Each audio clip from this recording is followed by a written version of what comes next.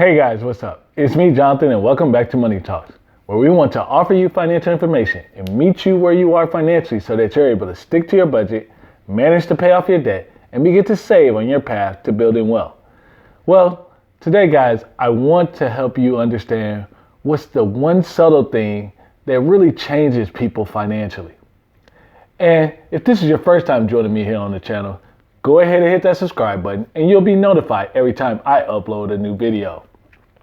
So I usually like to break things down into kind of simple pieces and help you attack it one by one. There's so many things to really look at with your finances. But have you ever sat back and really thought about, hey, I'm not making the financial progress that I would like. Hey, I would wonder how a person makes $250,000 in a year or a 20K month or even becomes a millionaire. And the fact is, while these people have worked or developed skills in marketable areas that helps catapult their career, when you talk about their financial success, it's all about the active management. And active management is simply they're taking accountability and responsibility. Meaning they're not just avoiding what's going on in their financial life. When you don't pay attention to your money, when you don't actively engage and manage your money, it does have a tendency to run away from you and at a fast pace. So one of the things and one of the exercises that many people go through is, hey, what kind of money do I have? The budget. That's what's going to tell you what are you paying, how much do you have coming in. The second piece that starts to create accountability is people pull their credit report. What things are on your credit report? Or do you have collections? Are you still in student loan debt, card debt, credit card debt? All these different things. The fact is, you may have signed up for an agreement for a loan that you didn't quite understand the terms. And to be honest, you're no different than anybody else who's living and breathing that makes an income and signs up for a loan. And there are a lot of things that are jargon and language that just makes it confusing. So you lean heavily on the person who's giving you the loan, and that person typically doesn't explain things in a way that you fully grasp how the loan works, how you'll be charged, what you need to do, and what happens if there's challenges. The second piece about some of these loans is if you missed a payment, it seems like it takes a while. Well, there are laws and legislation in place that prevent, in the fact of a mortgage, that someone really can't reach out to you until you're about 35 days late. And you know, the credit reports report a late payment at 30 days. So by the time they reach out to you, damage has already occurred. And that's why I say you have to be actively managing your money. And you have to get your money initially actively to the point where you're working within a system so you don't have to get down to the nitty-gritty nuts and bolts every single time on every decision. That's just to help you climb out of the slump or challenges that you may be in right now.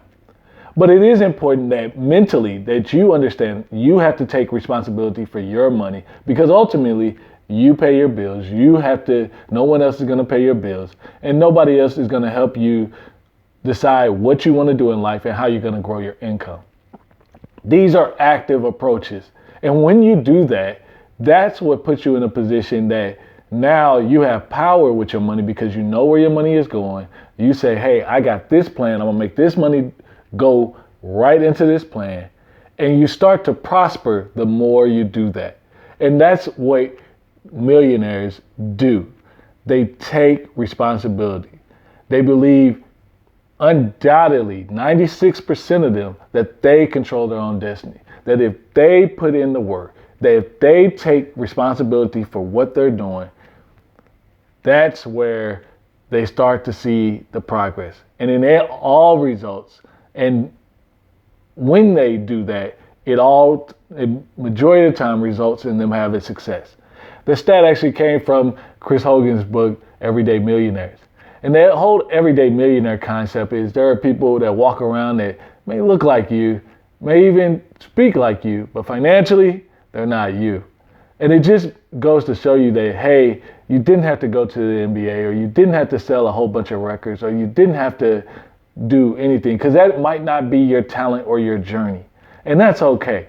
But just because you didn't do all those lights and glitz and glamour type careers doesn't mean you can't attain a full amount of wealth. And in fact, those people that are in the glitz and lights and glamour oftentimes are more the ones who lose their wealth and money than someone who has built it progressively over time. So I would encourage you right now, think about, okay, if you're not where you want to be financially, how can you change that? Well, the first thing, like I said, write the budget. Set clear goals. Honestly, I don't really care what your goals are because they're important to you. I just want you to be able to use the resources that you have to get you to your goal. And by providing you this information, it can show you an efficient way to do it. Second thing I want you to think of is, how can you grow your income? So you have a plan for the money you have, but you should have a plan to grow your money. Not just for investing, but to give you more to be able to do within your month. Not just constrain yourself to the idea that, hey, I gotta make it work with the $50,000 that I make, or the $60,000. What if you made $100,000 a year? What if you made $250,000 a year? Do you think that's possible? Well, the fact is, I not only think it's possible, I know it's possible. And I know you can actually do it, because that's the beauty of being where we are. And I would challenge you to have those plans in place. But if all these plans, you're basically saying, hey, I'm no longer going to wait for things to happen for my life financially. I'm going to make things happen. I'm going to write a budget. I'm going to stick to it. I'm going to pay off my debt. I'm going to invest. I'm going to do these things and learn what I can so that I can manage my money. And then ultimately, when you have success, it's not to think that people won't help and guide you and give you advice along the way. That's why you have these financial channels. But it will help you understand, okay, anything that I would desire is just not going to come to me. I have to go to it. If I want a promotion, I have to go to it. If I want to get married, I have to go to it. If I want to travel, I have to go to it. If I want to have more money in savings, I have to go to it. So take responsibility for your money. Part of taking responsibility is admitting, hey, I may have made some bad financial decisions. That's why you're probably in debt. It's okay. Maybe you didn't understand. It really, truly is okay. And even if you want to think about nobody else, everybody else has had to deal with this at some point. Because the fact is, 80+% of millionaires are first generation rich. That means their parents didn't give them their money. That means their parents likely struggled with debt. The parents didn't save. So gaining that knowledge and skills didn't come easy. Take responsibility, guys.